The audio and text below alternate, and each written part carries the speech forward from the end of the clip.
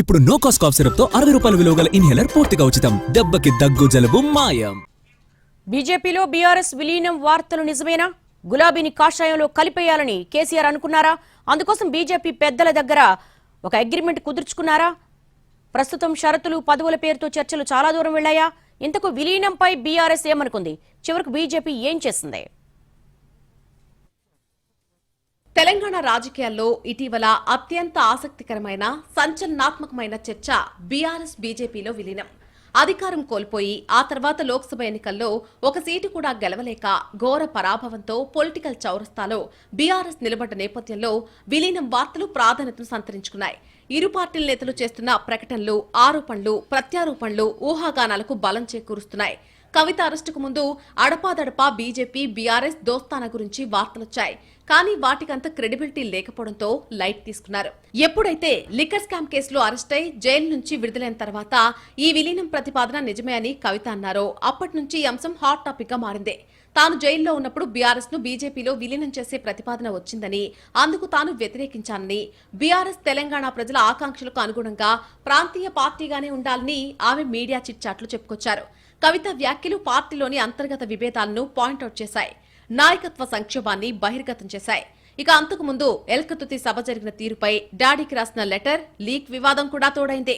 ఇక ఓవరాల్ గా కవిత కామెంట్లపై బీఆర్ఎస్ నేతలెవరూ స్పందించలేదు. పైగా ఎవ్వరూ మాట్లాడొద్దని పైనుంచి గట్టి మెసేజ్లున్నాయి. దాంతో విలీనం వార్తలు వన్ సైడ్ వాదనల్లా మిగిలిపోయాయి. బీజేపీ నేతలు కూడా పెద్దగా రియాక్ట్ కాలేదు.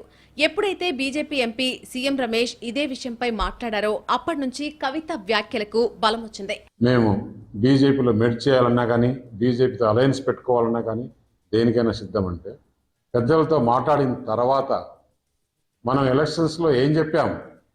ఈ బీఆర్ఎస్ పార్టీ అవినీతి పార్టీ, దీంతో కలిసే సమస్య లేదు. అసలు రాజకీయంగా నువ్వు ఏ విధంగా ఎమ్మెల్యే అయినావు తెలుసా? ఆ రోజు టీడీపీ టీఆర్ఎస్ అలయన్స్లో నేను నీకు చేసిన మేలు మర్చిపోయావా? ఆ రోజు నువ్వు 300 ఓటుతో గెలిచావు. ఏ విధంగా గెలిచావో నాకు తెలుసు. అదన్నమాట సంగతి. కావాలంటే సాక్ష్యంగా సీసీ కెమెరా ఫుటేజ్ చూపిస్తా అని అన్నారు ఎంపీ సీఎం రమేష్. బండి సంజయ్ కూడా ఆయన వ్యాఖ్యలను సమర్థించారు. రమేష్ చెప్పింది వాస్తవమే అన్నారు. అసలు ఈ విషయాన్ని మొదట చెప్పింది కవితే అన్నారు. కేటీఆర్ చర్చకు సిద్ధమైతే సీఎం రమేష్ ని తీసుకొస్తా అని బండి సవాల్ విసిరారు. మళ్ళీ ఇప్పుడు ఏమైంది? ఇప్పుడు సీఎం రమేష్ గారి పేరు ఇవాళ బీఆర్ఎస్ కు వాళ్ళ పార్టీని నడుపుకునేటువంటి సత్తా లేదు. సీఎం రమేష్ గారు చెప్పింది వాస్తవము. అసలు ఇంకో విషయం చెప్తా మీకు. ఇవాళ బీఆర్ఎస్ ను నడుపుకోలేని స్థితిలో నువ్వు బీజేపీలో విలీనం చేద్దాం అనుకున్నావు. నరేంద్ర మోడీ గారు నిజామాబాద్ సభ వేదికగా క్లారిటీ ఇచ్చిండు. కేసీఆర్ గారు నారికి వచ్చిండు. సీఎం రమేష్ గారు సవాల్ చేసిండు నీకు. సీఎం రమేష్ గారిని నేను ఇన్వైట్ చేస్తా. కరీంనగర్ వేదికనా, హైదరాబాద్ వేదికనా చర్చకు నువ్వు సిద్ధమా? ఆయన చెప్పినటువంటి అనేక విషయాల మీద చర్చకు నువ్వు సిద్ధమా? బీజేపీ ఎంపీల వ్యాఖ్యలపై కేటీఆర్ స్పందించారు. విలీనం ప్రసక్తే లేదని, ఇది డైవర్షన్ పాలిటిక్స్ లో భాగమేనని కొట్టిపారేశారు. తెలంగాణ కోసం పుట్టిన పార్టీ బీఆర్ఎస్ అని, ఈ పార్టీ దేనిలోనూ విలీనం కాదని చెప్పుకొచ్చారు. కావాలంటే బహిరంగ చర్చకు సిద్ధమే అని ఎక్స్ లో ప్రతి సవాల్ విసిరారు. ఎవరితో కలిసే కర్మ తమకు లేదన్నారు కేటీఆర్. ఇంకో 100 ఏళ్లు బీఆర్ఎస్ పార్టీ ఉంటుందని చెప్పారు. వాడొకడు వీడో మాట్లాడుతూనే ఉంటాడు. మనం ఏం కాదు, ఎవడోడో మాట్లాడతాడు.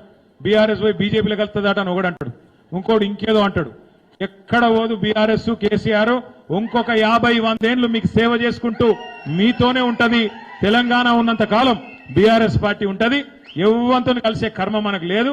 బ్రహ్మాండంగా పని చేసుకుంటూ, మీ దయ ఉన్నంత కాలం, మీ ఆశీర్వాదం ఉన్నంత కాలం, మీరు పని చేయమన్నంత కాలం పని చేసుకుంటూ పోతూనే ఉంటారు.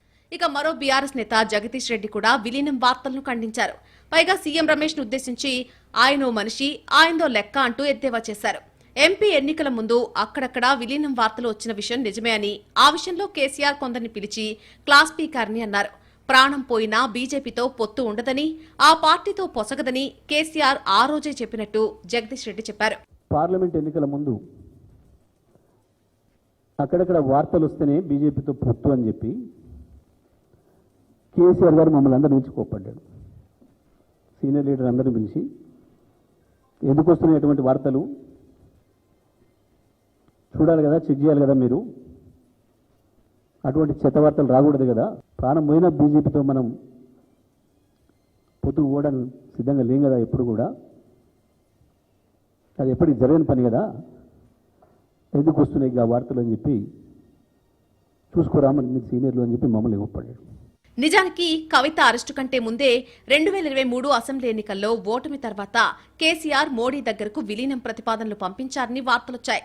కలిసి పోటీ చేద్దామని, లేకపోతే కనీసం బీఆర్ఎస్ నైనా విలీనం చేస్తానని కేసీఆర్ ప్రతిపాదించినట్టు కొందరు బీజేపీ నేతలు అప్పట్లోనే చెప్పారు. ఢిల్లీ లిక్కర్ స్కామ్ లో అరెస్ట్ అయి జైల్లో ఉన్నప్పుడు కూడా పార్టీని విలీనం చేస్తామని, అందుకు ప్రతిగా కవితను విడిచిపెట్టాలని, తమకు కొన్ని పదవులు కూడా ఇవ్వాలని కేటీఆర్ ప్రతిపాదన చేసినట్టు బీజేపీ నేతలు ఇప్పుడు ఆలస్యంగా చెబుతున్నారు. అయితే అప్పట్లో ఈ విషయాలన్నీ ఆఫ్ ద రికార్డుగా వినిపించాయి. ఆ తర్వాత కేసీఆర్ కుమార్తె కవిత స్వయంగా చెప్పడంతో అనుమానం నిజమైందే. పైగా ఆ ప్రతిపాదనను వ్యతిరేకించినట్టుగా కూడా చెప్పారంటే చర్చలు చాలా దూరం వెళ్లాయని అర్థం చేసుకోవచ్చు. తాజాగా ఎంపీ సీఎం రమేష్ చేసిన వ్యాఖ్యలు ఊహాగానాలను నిజమే అనేలా నమ్మేలా చేస్తున్నాయి. కేవలం కవిత, సీఎం రమేష్లే కాదు, గతంలో రఘునందన్ రావు, విశ్వేశ్వర్రెడ్డి లాంటి వారు నర్మగర్భంగా ఇదే విషయాన్ని చెప్పారు. ఇప్పుడు అవన్నీ నమ్మాల్సొస్తోంది. పైగా ఓటమి, బిడ్డ జైలు జీవితం ఇలాంటి సంధికాలంలో కేసీఆర్ మోడీని గాని బీజేపీని గాని ఒక్క మాట అనలేదు. అంతకుముందు హిందూగాళ్లు, బొందుగాళ్లు అని వెక్కిరించిన కేసీఆర్ లోక్సభ ఎన్నికల ప్రచారంలో మాత్రం బీజేపీని పల్లెత్తు మాట అనలేదు. అంటే ఆ పార్టీతో మైత్రిని, విలీనాన్ని కోరుకోవడం వల్లే అప్పట్లో కేసీఆర్ బీజేపీని విమర్శించలేదని ఇప్పుడు అర్థమవుతోంది. అయితే అసెంబ్లీ ఎన్నికల్లో ఓడిపోయిన బీఆర్ఎస్ మనుగడ కష్టమని భావించిన బీజేపీ గులాబీ పార్టీతో పొత్తు పెట్టుకోకుండా, విలీనం లేకుండా ఎంపీ ఎన్నికలకు వెళ్లి 8 సీట్లను సాధించింది. అంతేకాదు, కవితను అరెస్టు చేయడం ద్వారా తాము ఎవరితోనూ లాలుచీ పడలేదని దానికి మెసేజ్ ఇచ్చింది. ఏదేమైనా బీజేపీలో బీఆర్ఎస్ విలీనం అంశం తెలంగాణ రాజకీయాల్లో ఒక సుదీర్ఘ చర్చగా మారే అవకాశం ఉంది. గులాబీ నాయకత్వం ఈ ఆరోపణలను ఎన్ని ఖండఖండాలుగా ఖండించినా ప్రజల్లో ఎంతో కొంత అనుమానమైతే ఉంటుంది. ఈ పరిణామాలు వచ్చే స్థానిక సంస్థల ఎన్నికల్లో ప్రభావం చూపించే అవకాశం లేకపోలేదు. మరి ఆరోపణలు, ప్రత్యారోపణలకు ఎక్కడ బ్రేక్ పడుతుందో చూడాలి.